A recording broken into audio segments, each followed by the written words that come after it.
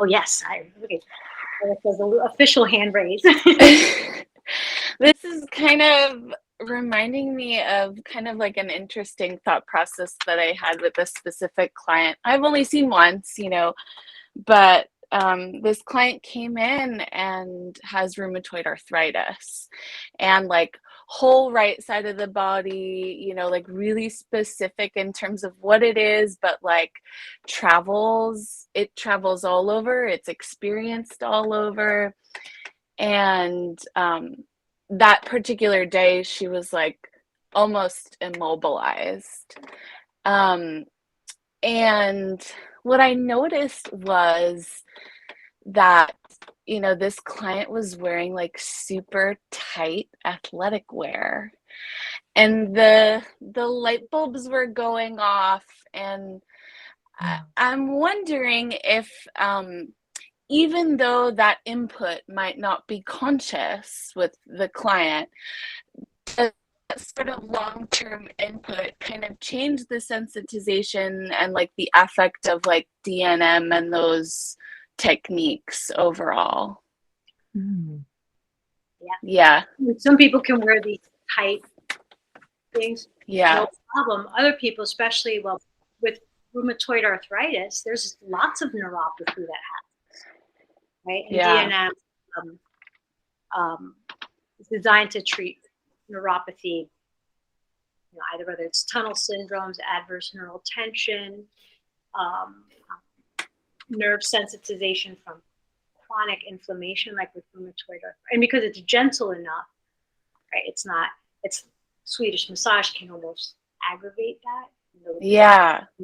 But something like DNM can, lots of cases, help calm it. And what you mentioned is, I had a client for a bit, and this I learned from a client who would wear, and I don't wear the skinny tight jeans anymore. It's like, after 40, it's all about sensible, comfortable wear. I'm not doing it if I don't have to, but she would wear these very, very tight jeans, right? And was having like lower back pain. And it would treat, of course, it would temporary relief.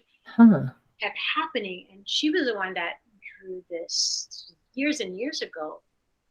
She said, I stopped wearing my tight jeans, and I think that was squeezing on me. And I was like, This was like way before my paradigm shift. And I was like, I learned so much from clients who drew this.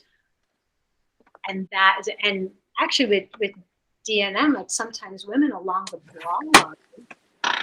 Yeah. That can happen because of how it digs into the tissue. Of course, not everybody. Our brains, learn to ignore stuff, and there's nothing wrong with wearing a bra or tight jeans. But might that be aggravating to a client? Sure, because it can compress, right? And if she's already sensitive, having that. Some people react to certain fabrics, and they can't.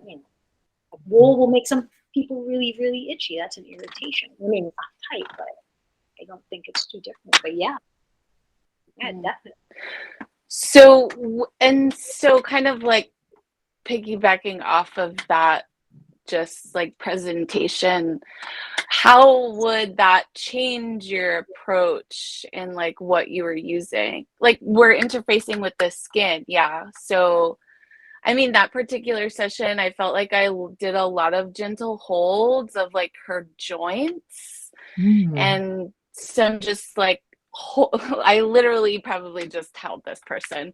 But her gait changed and things started to shift in a different way because she, in my head, I'm like, the Swedish does aggravate it. The skin stretch or the distraction might aggravate it even more. So kind of taking that DNM approach to its like bare bone space.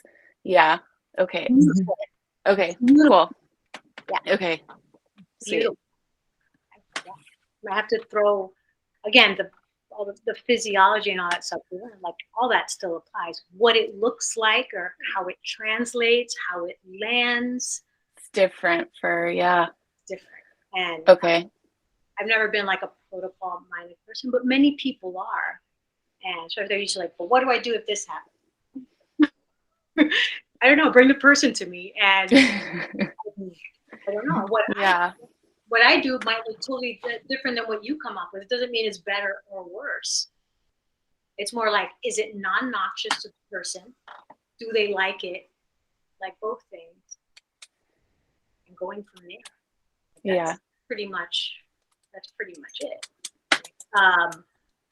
And the other stuff is great to learn and have a reference because it's come in very handy for me. Because sometimes like what I might come up with on the fly, it's like, well, this stuff has been studied and then it looks weird and it can be uncomfortable, but only if somebody's okay with it.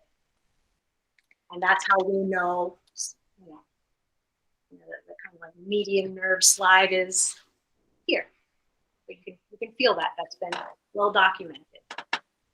But for other people, I might need to do, but it's more like being comfortable listening, admitting, I don't know what's going on. I don't know what's going on. You're going to have to guide me a bit. And it's a very different way of working, but especially with people in pain, I'm sure you have this experience. It is so appreciated when they're involved in that process. Like, oh, you're actually inviting me to have input in my own experience. And it gets quite profound, and I love how you said that.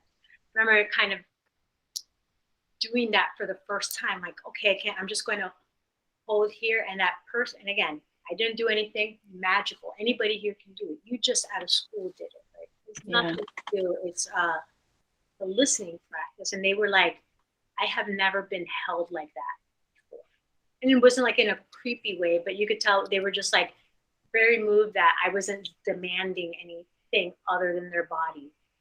I was not placing demands on their tissue. They didn't have to. They could just kind of be like, okay, let all that stuff chill out a bit. That's amazing. That's amazing. Well done, Iris.